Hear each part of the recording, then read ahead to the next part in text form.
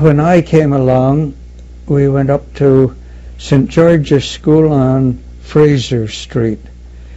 It was Fraser and Centurial, really. They built a nice new building afterwards, but when I first started, it was like a two-story, tin-clad old residence. I don't know whether it had been a residence or not, but it was just like a country school building in the middle of the city there.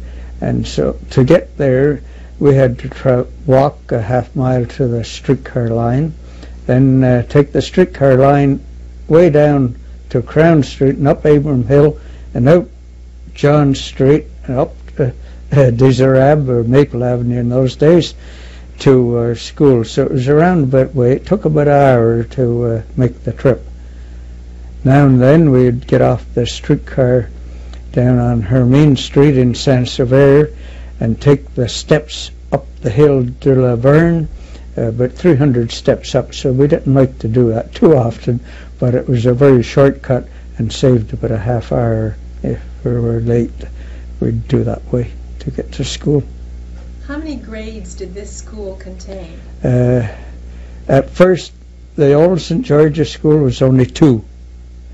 Then, when they put up the new building, of course, it went up to grade 7. But in the meantime, after I graduated from grade 2, I went to the old Commissioners High School on St. Augustine Hill to complete my 3, 4, 5. And then I went back to the new building on Centurial Street for St. George's School. I got my 6 and 7 there. Then back to the old Commissioners High School, which had just been changed to a completely high school, grade 8 up. So I completed my high school there. Would you say that discipline was very strict when you were at school? Extremely strict.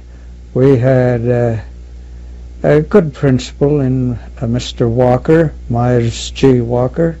He was a good man, a good hard worker. That was when I was in the lower grades. In the higher grades we had Mr. Stanley McMullen, and he was a disciplinarian if there ever was one, and he kept us in line very well, and I have no regrets that he did that, because just like today, I guess we could have been as stupid as anybody else if we'd wanted to be. No, discipline. What sort of disciplinary methods were used to keep you in line, as you said? Lectures, but we also got the strap, and that I regret that they stopped using the strap today. We had lady teachers that would give us the strap, and they had a keen method of having us hold our hand over the corner of the desk, so that if we tried to pull our hand away, we got our knuckles banged on the desk as well as the strap on top. So it was a good disciplinary action. Did you have any kind of physical education in school? A half hour once a week, and then we had our military half hour too, once a week or once a month. I just don't recall, but only a certain time of the year would the military training come into being. What was that like?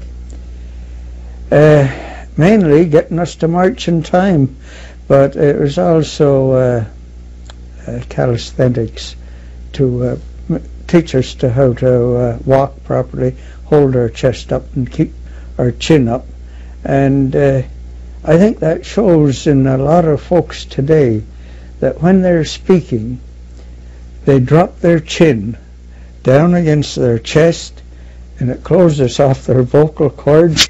And now that I'm deaf, I don't hear them. But I think the military training was an excellent thing in the schools, because you had, if you took the place of the sergeant for a day, first thing he would tell you was to project your voice.